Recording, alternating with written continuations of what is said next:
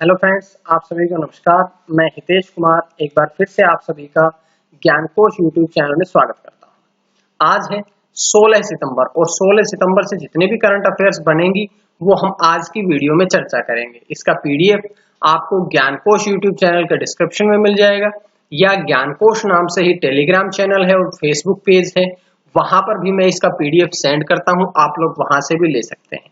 और ज्ञानकोश टेलीग्राम और Facebook page का लिंक भी मैं आज के डिस्क्रिप्शन में डाल दूंगा, आप लोग डाउनलोड कर लीजिएगा और उन दोनों ग्रुपों को भी ज्वाइन करें। वहां पर करंट अफेयर के अलावा भी और नोट्स में सेंड करता हूं, आप लोग जरूर पढ़ें। तो चलिए शुरू करते हैं 16 सितंबर की कुछ महत्वपूर्ण करंट अफेयर्स। सबसे पहला प्रश्न, आर्थिक और सामाजिक परिषद का सदस्य देश बना है, तो आर्थिक और सामाजिक परिषद का सदस्य देश कौन सा बना है? तो अभी भारत देश इसका सदस्य देश बना है। अब भारत की नियुक्ति 2021 में होगी और 2025 तक भारत इसका सदस्य देश रहेगा। तो 2021 से 25 तक रहेगा, तो अर्थात भारत इसका 4 वर्ष के लिए सदस्य देश बना है। अब बात यहां पर आती है कि भारत के साथ साथ और कौन कौन से देश थे जो भारत के प्रतिद्वंदी रहे हैं। तो इस सीट को प्राप्त करने के लिए भारत, चीन और अफगानिस्तान के बीच में मुकाबला था। भारत ने 54 सीट प्राप्त की है इसमें, लेकिन चीन सबसे नीचे स्थान पर रहा है। इसका कारण यह है कि कहीं ना कहीं पूरा देश, पूरा विश्व ये मानता है कि कोरोना वायरस के फैलने के कारण चीन का कहीं ना कहीं हाथ है, इसलिए चीन को इसमें सबसे कम वोट मिले हैं। इसके बाद ये जो है आर्थिक और सामाजिक परिषद, ये महिलाओं की स्थिति पर काम करने वाला एक निकाय है। United nation commission on state of women है, इस बात को आप लोगों ने ध्यान रखना है। इसके बाद अगर हम इसके बारे में पढ़े थोड़ा सा, तो इकोसोक के बारे में हम पढ़ते हैं। आर्थिक और सामाजिक परिषद सदस्य विकास के 3 आयामों, कौन कौन से? आर्थिक, सामाजिक और पर्यावरण को आगे बढ़ाने के लिए संयुक्त राष्ट्र प्रणाली का ये प्रमुख अंग है। ये बहस और नए विचारों को बढ़ावा देने, आगे के तरीकों पर आम सहमति बनाने और अंतर्राष्ट्रीय स्तर पर सहमत लक्ष्यों को प्राप्त करने के प्रयासों के समन्वय का केंद्रीय मंच है। यह संयुक्त राष्ट्र के प्रमुख सम्मेलनों और शिखर सम्मेलनों की जिम्मेदार संस्था है। अब अगर हम इसके अध्यक्ष की बात करें तो इसके अध्यक्ष हैं मुनीर अकरम। स्थापना कब हुई थी इसकी? 1945 में। और इसका मुख्यालय कहां पे है? New York, America. तो आपने ये चीज देखनी है कि इस प्रश्न से जितने भी कंपटीशन एग्जाम्स में प्रश्न बन सकते हैं वो हमने सारे के सारे कवर किए हैं। इसी प्रकार से हम आगे बढ़ते हैं। एशियाई विकास बैंक, एडीबी, एशियाई डेवलपमेंट बैंक के कार्यकारी निदेशक बने हैं। तो अब एडीबी का नया कार्यकारी निदेशक कौन बना है? अभी बने हैं समीर कुमार खरे। समीर कुमार खरे को अब एडीबी का नया कार्यकारी निदेशक बनाया गया है।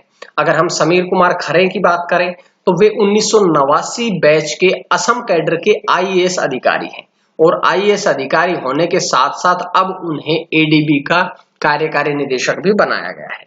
अब देखिएगा कि भारत में वे किस पद पर थे या इससे पहले वो कौन से पद पर कार्यरत थे। तो भारत में इससे पहले वे वित्त मंत्रालय के तहत आर्थिक मामलों के विभाग में कार्यरत है। इस बात को आप लोगों ने जरूर पढ़ना है, क्योंकि बहुत बार ऐसा होता है प्रश्न कि जब आपसे प्रश्न पूछा जाता है तो कई बार कंपटीशन एग्जाम में ये पूछ लेते हैं कि इससे पहले वे कौन से पद पर थे। तो इससे पहले वाले पद की चर्चा भी हमने कर ली है।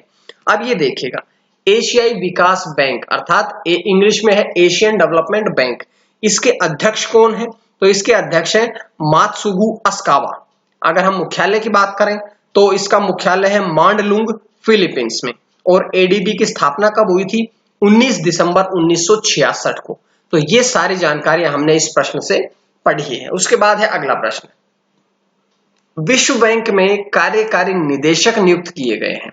तो विश्व बैंक में यानी कि वर्ल्ड बैंक में कार्यकारी निदेशक किसको नियुक्त किया गया है? तो अब नियुक्त किए गए हैं राजेश खुल्लर। राजेश खुल्लर को अब विश्व बैंक का नया कार्यकारी निदेशक नियुक्त किया गया है। राजेश खुल्लर जो हैं वे 1988 बैच के आईएएस अधिकारी हैं और इससे पहले वे हरियाणा के मुख्यमंत्री मनोहर लाल खट्टर के प्रधान सचिव के रूप में कार्यरत थे। अब अगर हम राजेश खुल्लर के बारे में पढ़ें तो वे विश्व बैंक के कार्यकारी निदेशक नियुक्त किए गए हैं जो कौन कौन से देशों का प्रतिनिधित्व करेंगे। तो वे विश्व बैंक में भारत का, बांग्लादेश का, भूटान का और श्रीलंका का प्रतिनिधित्व करेंगे। तो ये इंपॉर्टेंट प्रश्न था। यहां से विश्व बैंक के कार्यकारी निदेशक बने हैं। तो कुछ बातें विश्व बैंक के बारे में पढ़ते हैं। विश्व बैंक की अगर हम बात करें, इसके अध्यक्ष कौन है? तो इसके अध्यक्ष है डेविड मालपास। मुख्यालय कहां पे है? तो इसका मुख्यालय है वाशिंगटन डीसी, जो कि संयुक्त राज्य अमेरिका में है। इसकी स्थापना कब हुई थी? तो विश्व बैंक की स्थापना हुई थी जुलाई 1944 में। तो ये सारी बातें हमने यहां से पढ़ी है। उसके बाद अगला प्रश्न, यूरोमनी अवार्ड्स ऑफ एक्सीलेंस 2020 के लाइफ टाइम अचीवमेंट अवार्ड से सम्मानित किया गया है। तो किसे सम्मानित किया गया है? ये इन्हें सम्मानित किया गया है आदित्य पुरी को। आदित्य पुरी को अब यूरोमनी अवार्ड्स ऑफ एक्सीलेंस 2020 के लाइफ टाइम अचीवमेंट अवार्ड से सम्मानित किया गया है। वे वर्तमान में किस पद पर हैं? तो वे एचडीएफसी बैंक के प्रबंध निदेशक है, मैनेजिंग डायरेक्टर है।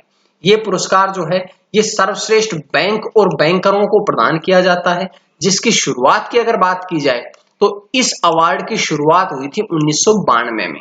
इस बात को पढ़ना है। अब देखो, वे एचडीएफसी बैंक के प्रबंध निदेशक है, तो क्यों ना एचडीएफसी बैंक से बनने वाले प्रश्नों को ऊपर भी चर्चा कर ली जाए। एचडीएफसी बैंक की अगर मैं आपसे पूछूं स्थापना कब हुई थी, तो एचडीएफसी बैंक की स्थापना हुई थी 1994 में। इसके संस्थापक कौन थे? तो इसके संस्थापक थे हसमुख भाई परेख। हसमुख भाई पारेख जो थे वे इसके संस्थापक थे। मुख्यालय कहां पे है? तो इसका मुख्यालय है मुंबई, महाराष्ट्र में।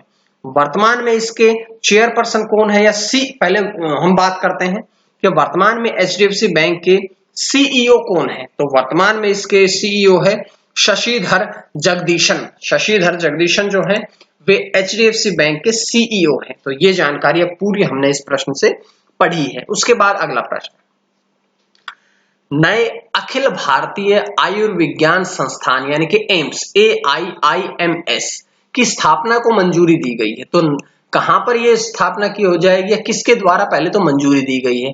तो इसको मंजूरी दी गई है, केंद्रीय मंत्रिमंडल ने इसको मंजूरी दी है और मंत्रिमंडल ने प्रधानमंत्री नरेंद्र मोदी की अध्यक्षता में इस नए एम्स की स्थापना को मंजूरी दी है। ये स्थापित कहां पर किया जाएगा? तो ये बिहार के दरभंगा में स्थापित किया जाएगा। तो ये नया प्रश्न था। उसके बाद है अगला प्रश्न, राज्यसभा के दूसरी बार उपसभापति चुने गए हैं। तो राज्यसभा के दूसरी बार उपसभापति कौन चुने गए हैं? ये चुने गए हैं हरिवंश नारायण सिंह। हरिवंश नारायण सिंह जो हैं वे जनता दल यूनाइटेड के सांसद हैं, जिन्हें अब राज्यसभा का दूसरी बार उपसभापति नियुक्त किया गया है या चुना गया है। अब अगर दूसरी बार चुने गए हैं तो पहली बार कब चुने गए थे? तो वे पहली बार 8 अगस्त 2018 को राज्यसभा के उपसभापति चुने गए थे और वो तो उपसभापति चुने गए हैं। लेकिन अगर बात की जाए कि राज्यसभा के सभापति कौन है, तो एम वेंकैया नायडू जो है वे राज्यसभा के सभापति है। तो ये जब प्रश्न से जानकारियां मिली। उसके बाद है अगला प्रश्न, कोरोना विजय रथ एक अभियान शुरू किया गया जिसका नाम है कोरोना विजय रथ। सबसे पहले तो बात करेंगे कि ये किसके द्वारा शुरू किया गया। तो ये शुरू किया गया है भूपेश बघेल द्वारा। और भूपेश बघेल कौन है? वे छत्तीसगढ़ के वर्तमान मुख्यमंत्री हैं। तो ये कह सकते हैं कि कोरोना विजय रथ जो अभियान है ये छत्तीसगढ़ के मुख्यमंत्री भूपेश बघेल द्वारा शुरू किया गया है। अब ये रायपुर से शुरू होगा क्योंकि छत्तीसगढ़ में रायपुर स्थान है, वहां से इसकी शुरुआत की जाएगी। अब इसका उद्देश्य क्या है? इसका उद्देश्य है कि कोविड-19 कोरोना वायरस को रोकना। मास्क और सैनिटाइजर भी इसके तहत फ्री में मुफ्त में प्रदान किए जाएंगे। तो ये जानकारी हमने यहां से पढ़ी है। लेकिन एक बात देखिएगा, ये छत्तीसगढ़ में शुरू किया गया है तो क्यों ना छत्तीसगढ़ से बनने वाले प्रश्नों पर भी चर्चा की जाए। तो छत्तीसगढ़ के बारे में अगर हम पढ़ेंगे तो सबसे पहले पढ़ेंगे छत्तीसगढ़ की राजधानी। तो छत्तीसगढ़ की राजधानी क्या है? छत्तीसगढ़ की राजधानी है रायपुर, नवा रायपुर, अटल नगर। अब हम बात करते हैं कि जिले कितने हैं। तो छत्तीसगढ़ में 28 जिले हैं। छत्तीसगढ़ की राजभाषा कौन सी है? हिंदी और छत्तीसगढ़ी। छत्तीसगढ़ का गठन कब हुआ था? 1 नवंबर सन 2000 को। छत्तीसगढ़ के राज्यपाल कौन है? अनुसुईया उइके। और मुख्यमंत्री की हम बात कर चुके हैं, कौन है? भूपेश बघेल। तो ये सारी बातें हमने यहां से पढ़ी। उसके बाद है अगला प्रश्न, S&P ग्लोबल रेटिंग्स नए वित्त वर्ष 2021 में भारत की विकास दर का अनुमान लगाया है। तो भारत की विकास दर कितनी आंकी गई है? तो इससे पहले तो S&P ग्लोबल रेटिंग्स ने भारत की वित्त वर्ष 2021 में जो विकास दर थी वो -5% लगाई थी, लेकिन अब -5 को भी कम करके लगा दिया है -9, अर्थात भारत की नेगेटिव में 9% रहेगी विकास दर, और 2021-22 के लिए वृद्धि दर का अनुमान लगाया है जो कि 10% वृद्धि रहेगी। ध्यान रखिएगा, इस वर्ष -9% नेगेटिव में रहेगी, नकारात्मक रहेगी, लेकिन अगले वर्ष 21-22 में 10% की वृद्धि का अनुमान लगाया गया है।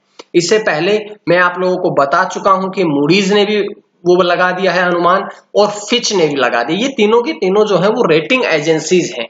तो मूडीज ने लगाया था 11.5% घटने का, और फिच ने लगाया था 10.5% घटने का। दोनों ने नेगेटिव, या तीनों ने नेगेटिव वृद्धि दर का अनुमान लगाया है। तो ये बातें हमने यहां से पढ़ी, लेकिन एक बात और पढ़ेंगे कि S&P ग्लोबल रेटिंग्स, अगर हम S&P ग्लोबल रेटिंग्स की बात करें तो इसकी स्थापना हुई थी 1917 में। इसके संस्थापक कौन थे?